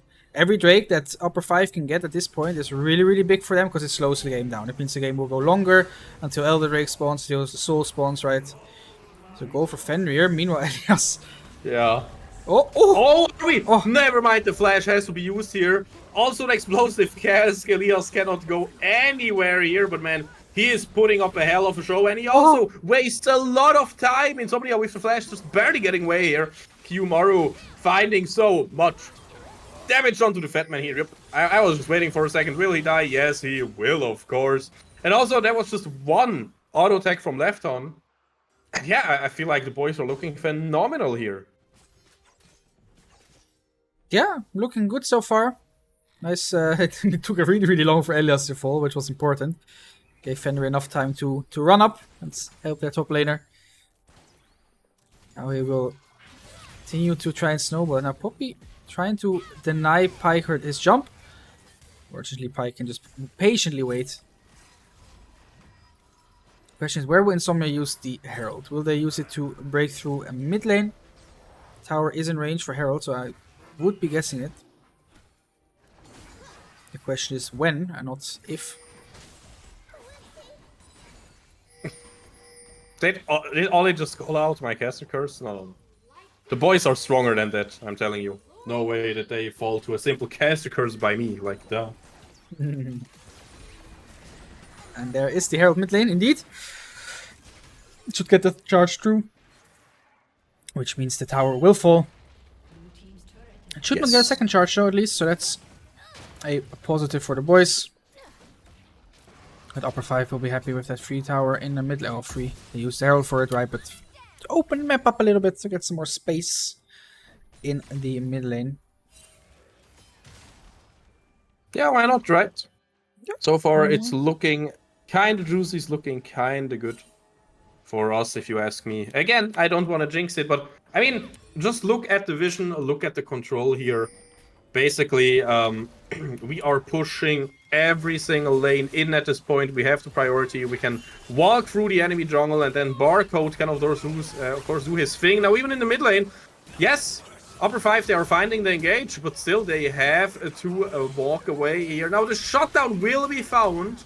I did jinx it indeed, but no, nah, never mind. Never mind here, come on. We got this in the bag. 2 for 2. I mean, 2 for 2 was a big shutdown on... I think it was a shutdown at least on Barcode though. So Karthus did get a lot of gold from this. I can take a quick look at the gold overall. You see Karthus is ahead by 1.5k now, plus minus, against the Lilia. So he's doing pretty well for himself. 2 items in. Has an angry man chasing him though. And no flash. Well. Insomnia will die here. No questions asked. And the barrel not really connecting the way he wanted it, maybe because Lefton did get away. Now Revek, of course, we have to respect Rayek here. A lot of DPS with those 2 items, but Lefton also a lot of survivability with the Bloodthirster here. And again, I like the position that we're in. Even though we did trade some kills just now, I still think we have a super good position here to just finish this game in soon-ish. Yeah, I will start to get worried once the Karthus can finish his 3rd item. He is halfway there. It will, I guess, most likely be the Rabadons. Yeah, I'm guessing. Not sure. Should be. So once he gets that completed, I will start to worry a bit, because that is going to hit like a truck. On the other hand, our MF and LeBlanc are in a very good position. So we'll have to see if they can carry us across the finish line and secure that last spot in our group, at least for the playoffs Division 3. Oh, look at that damage from Misfortune though. Poppy actually looks for a little engage here. Insomnia dropping low, but he's in the middle of the fight. That is exactly where he wants to be. Still has the Requiem up. Will he use it? And there's the reset chain maybe starting. The arrow will be good. Will find the success here. Shining Moon still alive. Kiyomaru. Beautiful stuff here though to get the double kill in return. Wants to find one more. Will get holded away here by the Explosive Casket. But meanwhile, as you said it in the first game already, dear Maxi Thunder, look at Mr. Elias with his 6 Void Kevins just doing work as well, meanwhile. Yeah, I'm not too happy with that trade overall. I mean, of course, I'm happy that we got the tower. But don't forget, Pyke did manage to get some resets. So it was not a 4v3 trade in favor of upper 5. It was basically like a 6 or 7v3 trade. So it was a really good trade. You can see by the gold lead as well. It has shrunken down to about 3.5k now. Fenrir is trying to force the dragon though to again make sure to push this game up even further. Poppy Engage was maybe a little bit overeager. So unfortunately, they do get punished a little bit for that. That was actually that was roller coaster motion, man. Lilia gets pulled by Pyke in a perfect position to hit a 3-man Q, gets a double kill. The Ashe drops down to 1 HP, falls asleep. Lilia flashes, just gets hit by the Krogos barrel back into his away from the Ashe, and falls there as well. It was like a really awkward but funny in little interaction moment there.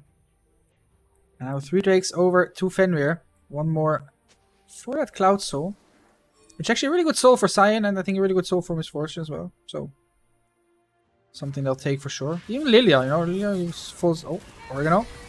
Okay, the fight starting, and how will it evolve though? Really good barrel here to get Lefton out of there. Lefton will die, but so will Kolak. Rayek solo, but staying alive for now. Really good decimating smash there. And now the Fate Seals from Shining Moon, and the Requiem here from Insomnia in his passive. They will not find anything though. We have enough damage. Shining Moon just somehow trying to find something there. Barcode with the juke. Will now die though. Is drowsy, is sleeping, will snap back to reality. Oh, there goes gravity, and his life is gone as well.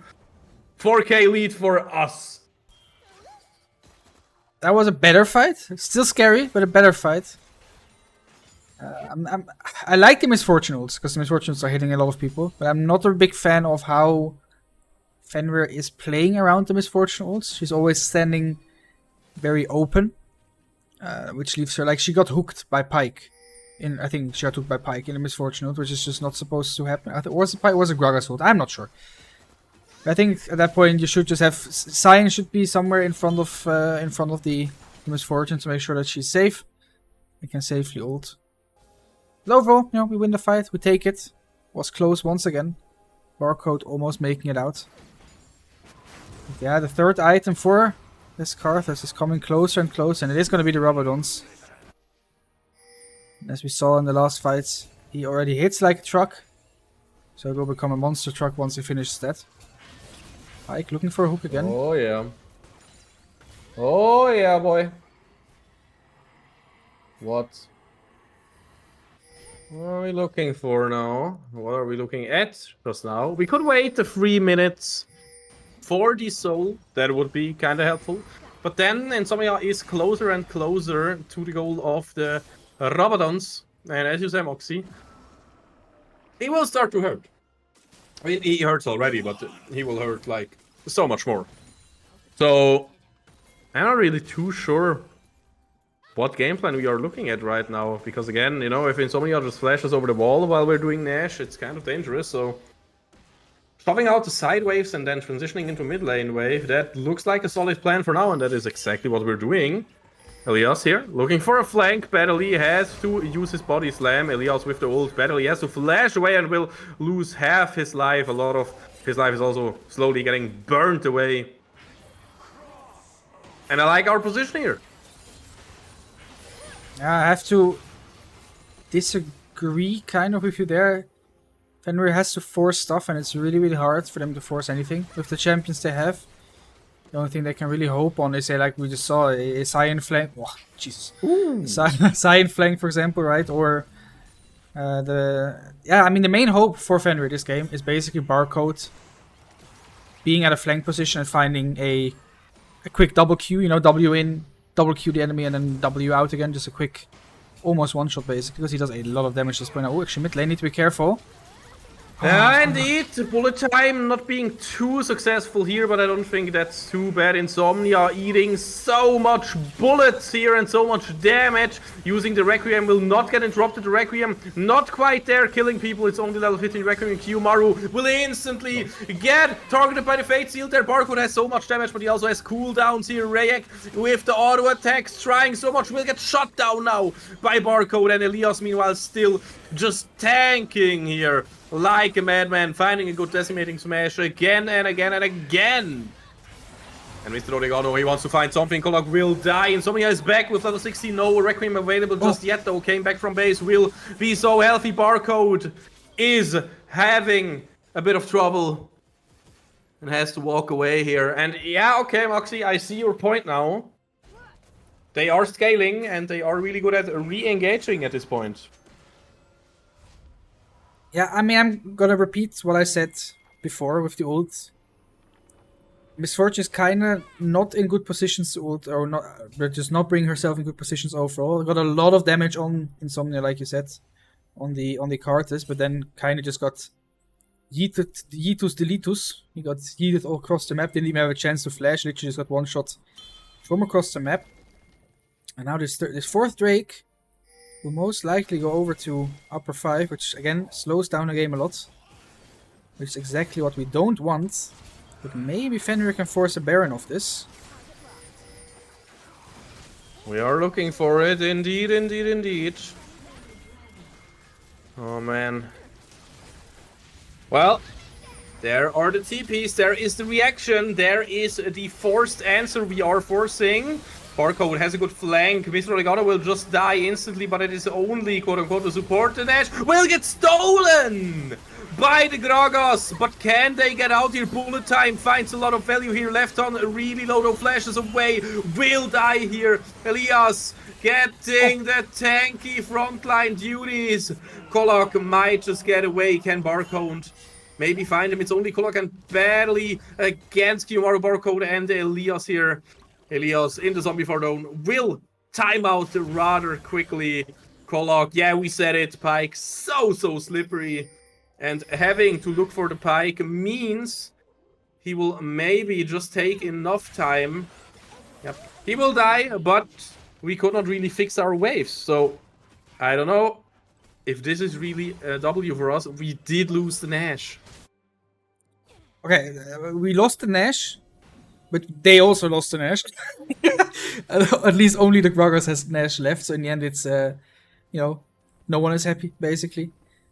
Overall, again, you can see these fights are getting harder and harder to play. Misfortune also no flash, so next fight will be really, really rough.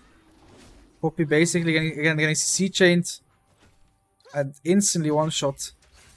I mean, she cannot even get her ult out, she cannot throw people away, cannot peel at all.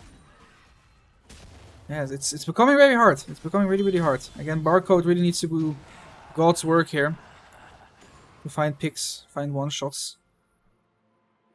Has that large rod in his inventory too. Has 10 stacks on the Dark Seal. We didn't even speak about Dark Seal yet. So keeping Barcode alive is extra important at this point. And look at that E damage from Lilia. Ashe just randomly loses about 1/5 of her HP from a random bowling ball that hits her. Well, indeed. Oh, well, oh, well, oh, well. Mid lane, fight. A lot of stuff happening, but nobody dropping low so far. Now, wait, what's happening there? The TPs are coming in, but Rayek is looking for a backport, and if he is just caught off guard there, the side is looking for the 1v1. Meanwhile, Insomnia will just die here without any real answers, except for the Requiem, of course, and it finally starts to hurt a lot here. You just saw Left on being on almost half HP, and he just died, and that's also why Barcode's decision to go for the Banshees here is so smart. Now, Rayek's decision to just right-click the LeBlanc here was also really smart, because Barcode had to jump away.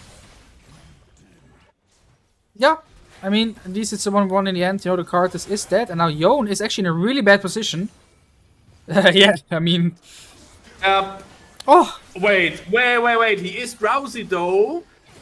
Can they kill him? They are trying, but no. Badly and Kolak are helping their Shining Moon out here to get the stuff done. Elias in the mid lane, pushing a lot, but still the base is not cracked, and his game is slowly but surely becoming a drag fest, and I don't really know if we can take straight team fights anymore.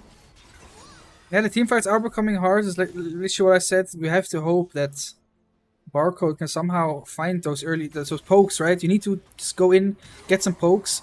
The good thing is, last fight, he didn't have Rabadons yet. Barcode now also has his Rabadons.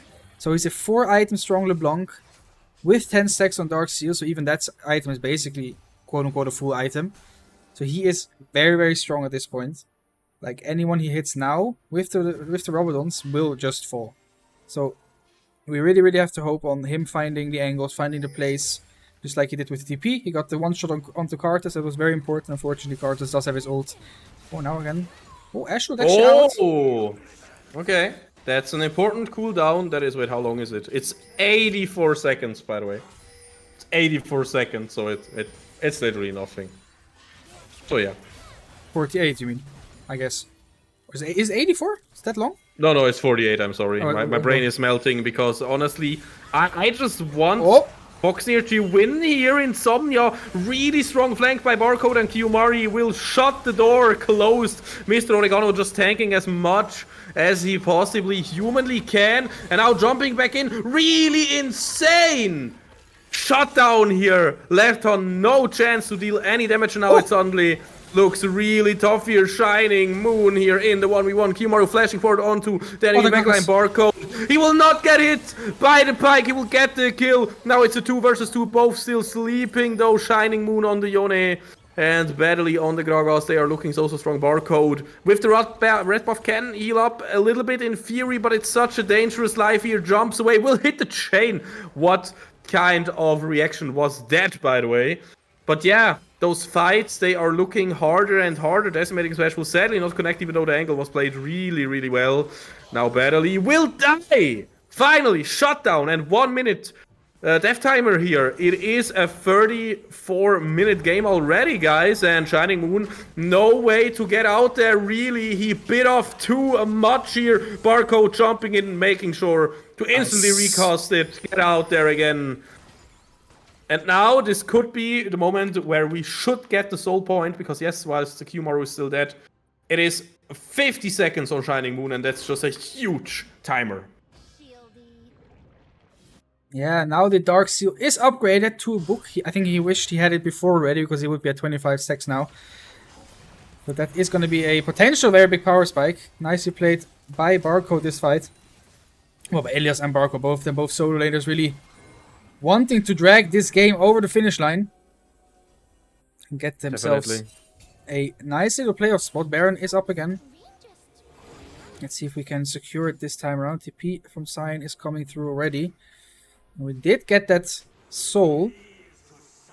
And I think it's actually a really good soul for us here, because you saw in the last fight, there were a lot of skill shots that barely missed, like Yone Q, Yone ult, like small things like that. Even Carter's Qs, right? So having every little bit of movement speed to be able to dodge stuff, or even for LeBlanc, she can just, again, look at this LeBlanc, look how fast she is. She can just run in and... Wait, can she just solo battle it? Yeah. What? That was insane here. This is a 4-item Gragas, and it's kind of Bruiser-ish, right? With the Zera's Embrace, getting a huge shield with Rod of Ages, getting like, what is it, 600 health, I think. And she still just melted the Fat Man. Yeah, I mean, it is basically a full AP Gragas, again, a little bit bruisery, like you said, but I would count... Jesus Christ, Barcode! Yeah. Again, the Ezreal got banned against this guy, and now on the Ezreal looking just as solid. Wow, 14, 4, and 12, and a 700 gold shutdown, by the way. I think this is an obvious one if we ask ourselves the question, who is doing a ton of work here. Now, of course, Shining Moon will die to Mr. Oregano and Kiyomaru, and there, yep, Barcode also had a little bit of potential in that kill, but honestly, I feel like the 2 versus 1 was already good enough. And on top lane, Elias just split pushing. Can I curse it again now? Because honestly, Shining Moon on 50 seconds again, 2 inhibs correct, the soul taken, the final stance here, badly getting hammered away literally by the Keeper's Verdict. And this is Foxnyr Fenrir getting the 2-0. GG's. Well played. Let's go. This is the series we wanted to see. Last time these two teams met, but we got to see it in a little rematch. Quote-unquote rematch, because both wanted a rematch. You know what I mean? Little rematch from both sides.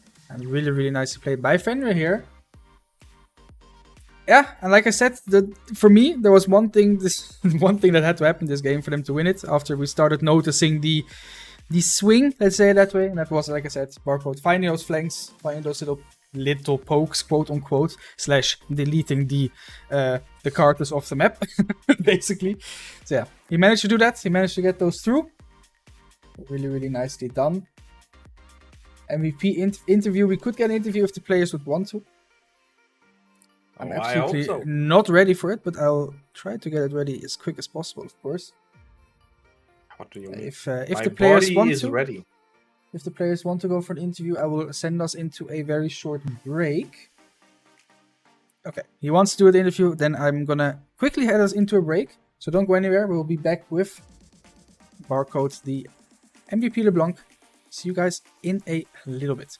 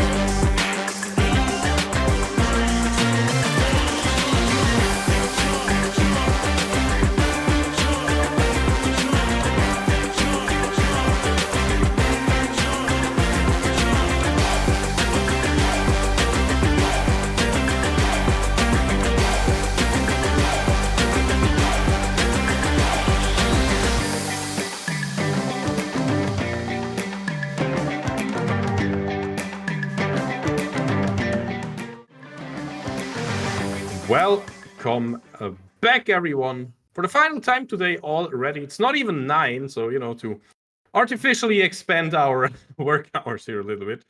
Now, of course, we all want to hear what went on in this madman's mind. We have Timo, aka Barcode, here. You played a phenomenal game. Congratulations to the victory for the 2-0. First of all, of course, how are you feeling and what were the reactions in the team when it was finally clear that you got the 2-0 in the bag? I mean, I feel great. Had 2 pretty good games, if I say so myself. Oh, yes. And yeah, team was also in a good mood. But yeah, everything really nice. So, now, the Ezreal mid lane. Yeah. What is your opinion on that? Do you think it should have been banned in the first game, or do you think it can, can it work ever to just leave it open, or do you think the first game was already won when you got to first pick the Ezreal?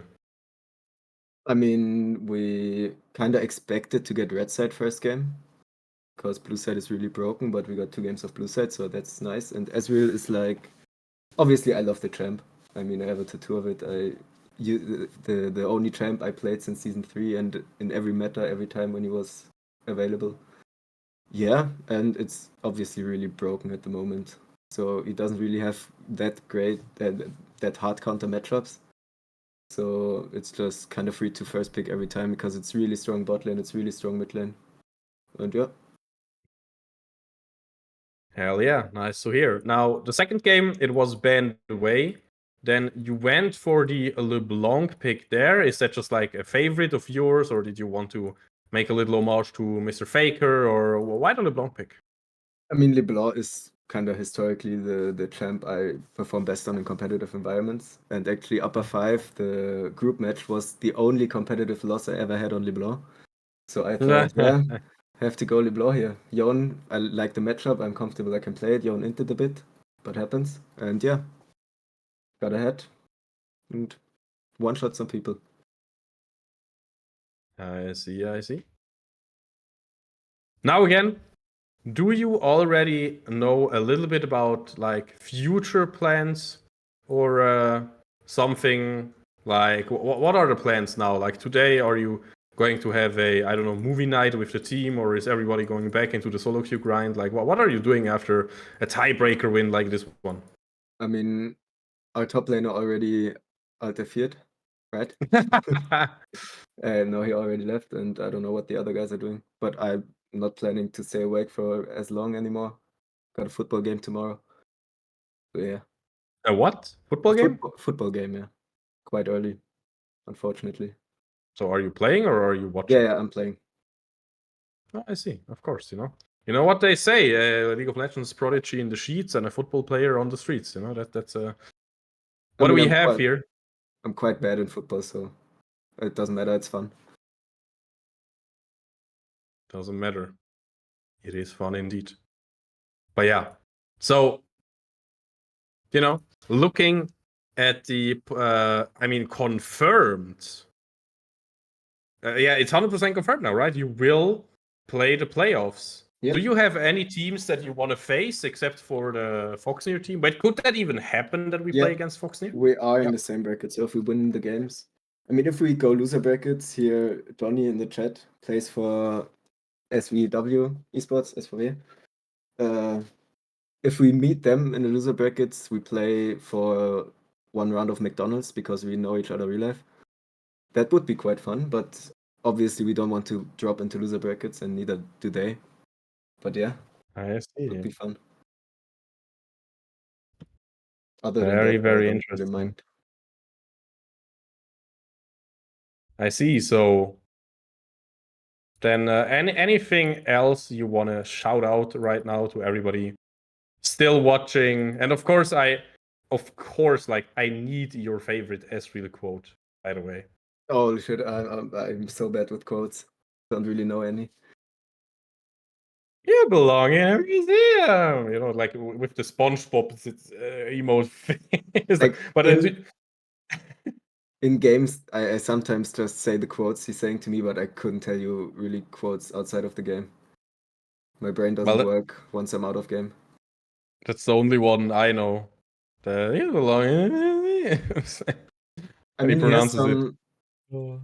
He has some interactions with Lux and Zoe, which are quite funny, but I don't know them out of my head. Well, guys, you heard it here. You really want to look up those champion interaction quotes. But yeah, your final shout-outs. What do you want to say to everybody? I guess respect my Blow or something. For future enemies, respect it. Got banned a lot this split. Ban it. Or don't and let me play it. Well, you just saw what happens. Now, do you have any questions for us or for the chat, Mr. Barcode? No, not really. As QMR just said in chat, I have quotes for the next winners interview. So yeah. Which will be playoffs. Okay, yeah. Of course. Which will be playoffs. Yeah, again, congratulations for making it into the playoffs. That is just amazing. Now, of course, maybe as a last, what do we say? Like a remainder and also a future sight. What are you doing now until playoffs? Like how many days or weeks is it even? And will you still like practice a lot? Will you maybe step it up? And I don't know, scrim more or have more, stuff like that, more solo queue tilt sessions, or are you just keeping it just the way it did, just the way you had it so far, because never change your running system? I mean, there is we do want to scrim more because we prior to this week, I think we haven't scrimmed in 4 weeks. Okay. So we kind of have to scrim more. Yeah. And solo queue, I don't know how much I'll play. Got a little, a festival in my town for 10 days now, so I will be drinking a lot. On the days we don't scrim, of course. Yeah, that's my preparation for playoffs, to be honest. That's your preparation, I see. But we will not see Gragas mid lane, or is that maybe a pocket pick that we can expect? Oh, I love Gragas mid lane. I actually played a lot, or played it a lot. And in some matchups I still play it, which I won't say. Fair. I see, guys. So if you ban the LeBlanc, maybe the AP Gragas will show up in mid lane. That would be an absolute banger.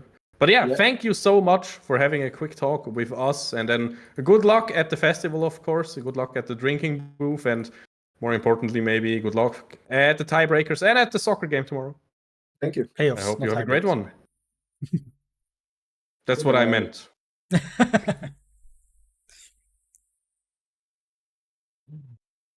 Right. Absolutely beautiful. In that case, I'm going to head us over again. Thank you, Barcode, for joining us. Again, congrats on the great performance. And Thanks. quickly to chat. Thank you all for, of course, watching. Thank you for being here. It was a banger today. A lot of people were watching for this very important match. Of course, as always, I'm going to mention it every time. Don't forget to check out the socials. A lot of YouTube content, including some content from Barcode, is on our YouTube right now. Oh, yeah. And some more will come in near future as well, with some where Barcode actually has a camera. So, that's also big. Don't forget to check out YouTube, check out TikTok, Instagram, and Twitter. You can all see it in the bottom right. And for now, we'll see you guys again on Sunday, when the main team is also playing their tiebreakers against Ace. And of course, the wonderful Alisram will be hosting that one. And that's going to be it. Thank you all for watching, and we'll see you guys later.